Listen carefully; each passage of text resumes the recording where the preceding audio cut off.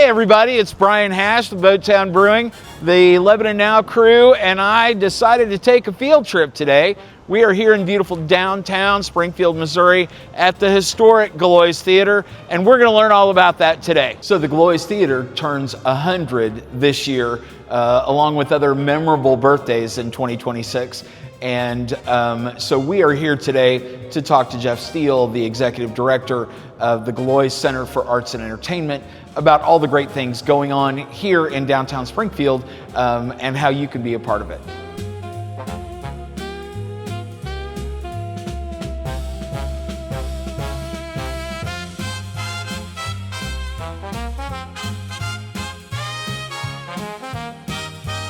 Well, hey everybody, we are here in the amazing Gillioz Theatre. I am trying really hard not to geek out being in here on the stage and things, because I've been here several times. And we are with the executive director, Geoff Steele. Thank you so much for letting us come today and sitting down and letting us be in this space and on the stage. My pleasure. It's always a joy to share the room. That's very, very cool. And so first thing I want to do is compliment you on your haircut. We've been talking about that a little bit. Yes. But you've got, one of the things we're here to talk about today is you've got a really significant birthday. In this year of significant birthdays, right, the Gillioz is also celebrating a very significant birthday this year. Right, yeah. Everybody's talking about Route 66 turning 100, and I somewhat jokingly say it's a great pre-show for the one that really matters, which is the Gillioz Theatre. We turn 100 October 11th of this year, so we'll be 100 years to the day on that day. And the reason I joke about Route 66 is because we share that with 8 states. That highway goes all the way to California, but the Gillioz is a one of one. It's a one and done, and it's still doing what it was doing the first day that it opened, October 11th. We're still entertaining audiences with film, with comedy, with music, and that's a pretty spectacular pedigree. Absolutely, absolutely. One of the things that is amazing to me is that, so you are the executive director of the Gillioz Arts and Entertainment Center for Arts and Entertainment. Am I getting that right? Yes, that's alphabet soup. And but I did not realize how much broader that is than just this room.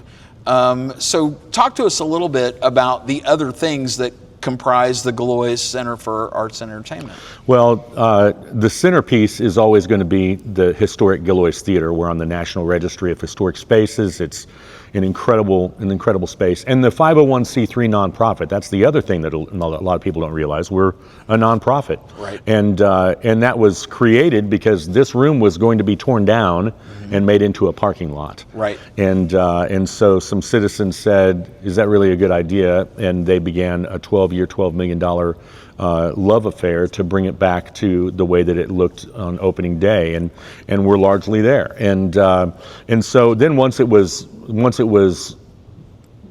restored, the efforts to preserve are ongoing. Right. And so that will never end. As a matter of fact, the more that we work it, which she's working more today than she was working 5 years ago, the harder it is on the building. And so preservation becomes even more paramount. So the Gillioz stretched outside of our physical boundaries, and we acquired the property just to our west, which is a 3-story building that's also on the historic registry. It's so I'm a landlord to a restaurant there, Dublin's Pass. Second floor is banquet and private meeting space that we operate. There was a time that we didn't, but now we've taken that and operate that as well. And then the third floor is literally called the third floor. It's an incubator for nonprofits. So I have 6 other nonprofit arts organizations from the Ozarks, from Ozark Lyric Opera, the Missouri Jazz Orchestra, Mosaic Arts Collective, Southwest Missouri Film Office, Sado 48. These guys are all separate entities that have a collaborative space, and we're seeing incredible things happen as a result of that proximity and the creative catalyst with this intentionality. So we have that, and then last October we actually extended beyond, and we have taken up operation of the historic Fox Theater on the square, which actually predates the Gillioz, but it has not operated continuously, and it hasn't really been a theater for I mean, it was a history museum for 15 years. It was a church for 20 years. It's opened and closed, changed names repeatedly. And then we have some other properties as well. So the Gillioz Center for Arts and Entertainment is exactly that. It's literally the center for this region and just kind of the epicenter for all these tentacles that are going out. That's amazing. And the kind of the cross pollination of that third floor and those organizations being able to work together and bring more arts and more exposure to the arts. I think it was fascinating. Geoff presented at our local Rotary Club here a few weeks ago, and in your talk, you were talking about the impact that the arts has on a community. Yes. And as we're talking to the Lebanon community, briefly, I know that's a much longer much longer conversation, but kind of briefly take us through that, how the arts benefit a community in so many different ways. Man, how long do we have? Here's the simplest way that I can say it. I'll break it down as fast as I can and just tell you. Basically, it's a table that has 4 legs. Right.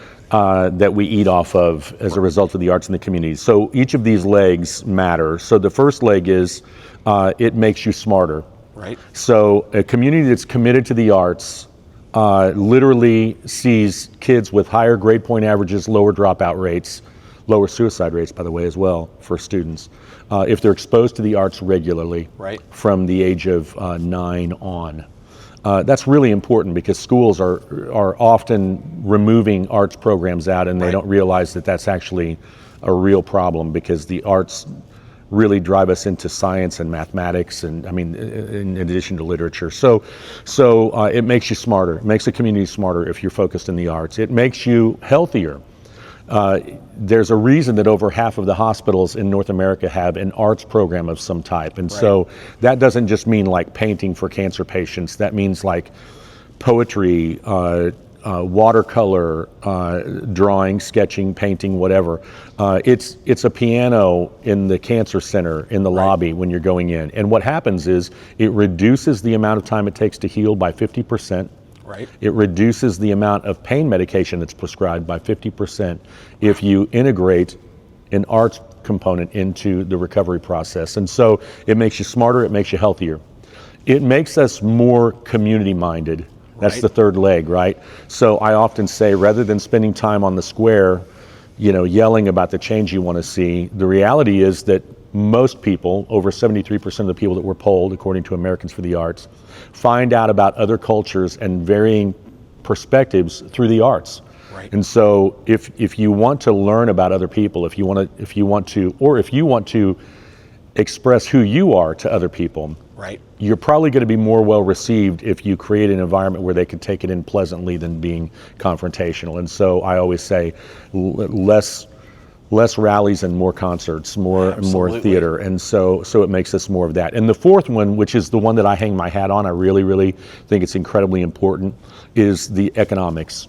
And the economics of the arts to a community. A theater like this is an economic incubator for the community that's around it.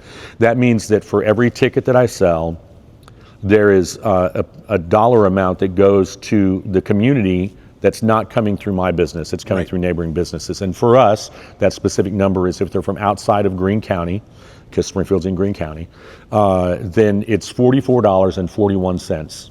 Right. And so if they come in to buy a ticket to see a show, and they're from outside Greene County, they on average will spend $44.41 at the restaurant next door, maybe at a hotel, maybe going to shop at a retail outlet like Bass Pro or something while they're in town. Maybe it's paying for parking. I mean, it gets all the way down, but it's a real economic incubator for that. And so if I do a show on a Tuesday night, then I generate $40,000 for Springfield on a Tuesday night, when if I didn't turn the lights on, they're not seeing that. And if you figure that times the number of shows that I do in a year, and then you figure that by the number of buildings that we have that are operating, then it starts to become real money. Right.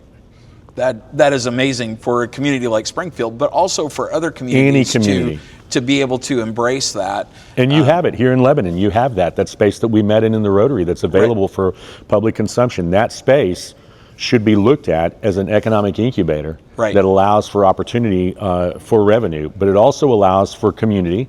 which makes you a healthier community, but it also makes you a smarter community. Right. It's incredibly important. That's fantastic.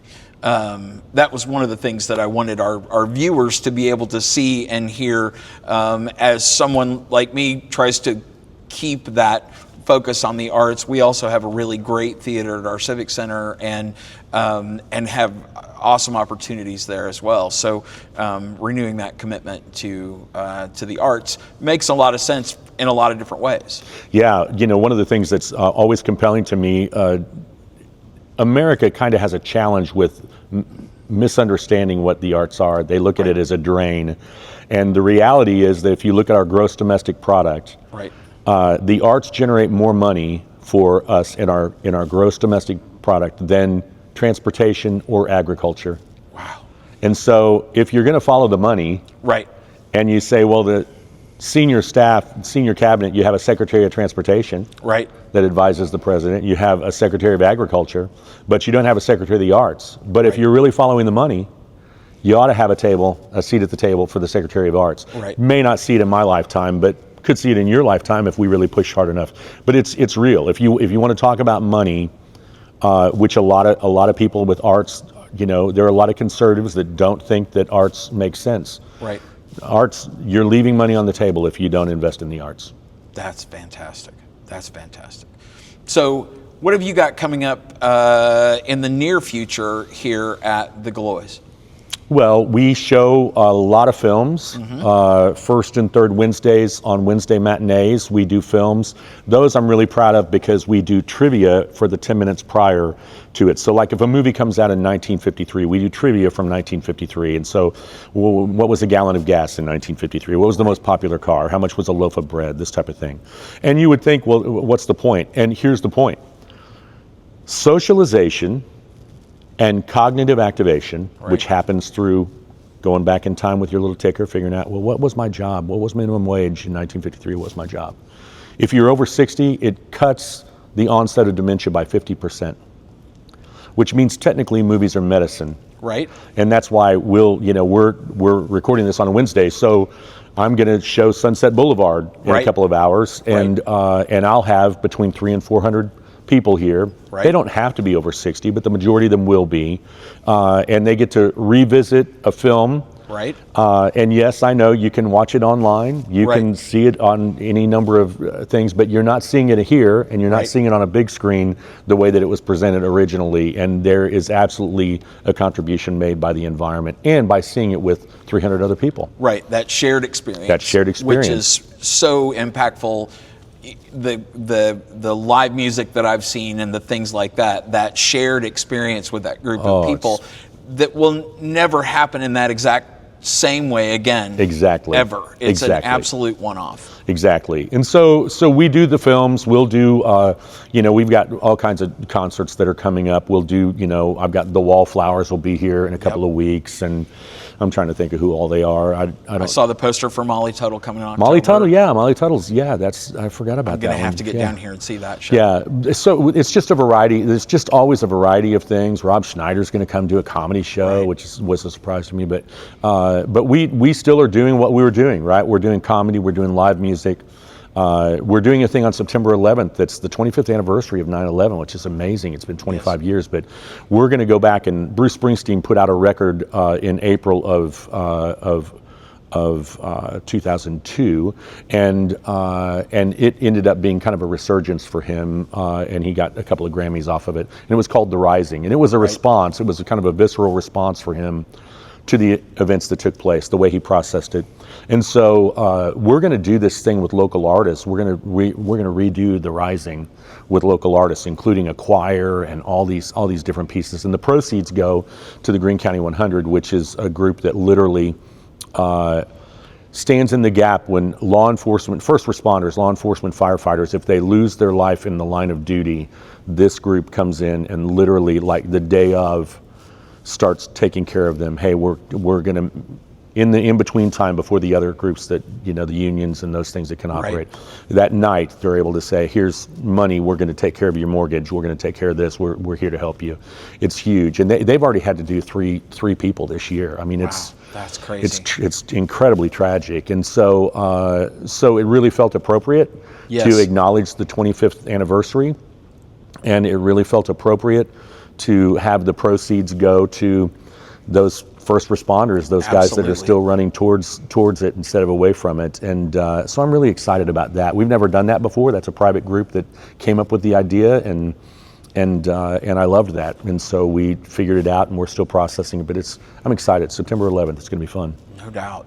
And the arts collaborating also to give back and build community and give back to the community, which is such an important piece of that as well. It is, and those are the opportunities that we look for. I mean, we love doing the touring house, stuff. I mean, we love the national stuff. Dave Chappelle's been here, John Mulaney, Burt Kreischer, Joe Coy, Tom Segura, Nate Bargatze. I mean, comedy has been insane for us in the last 10 years.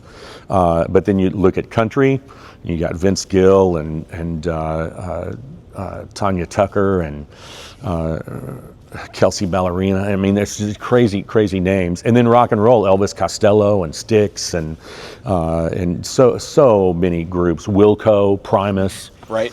Crazy names. But the ability for us to do things like The Rising and like Imagine, where we put local bands together and celebrate the music of John Lennon and the Beatles, that's whenever it's really interesting. We don't get to do that as often as a lot of places, like a brewery stage or something where you get to lean into that. So it's fun. There's still something for those regional bands to get to play on the same stage as Vince Gill. Absolutely. There's still something about being, and here you're in the exact spot. You're where Vince did his thing. Yeah. That gives me goosebumps. Sing us a song. I've been geeking out since the minute we walked through the door this morning. morning. Yeah, it's a special place. There's a lot of memories in these walls. Without a doubt.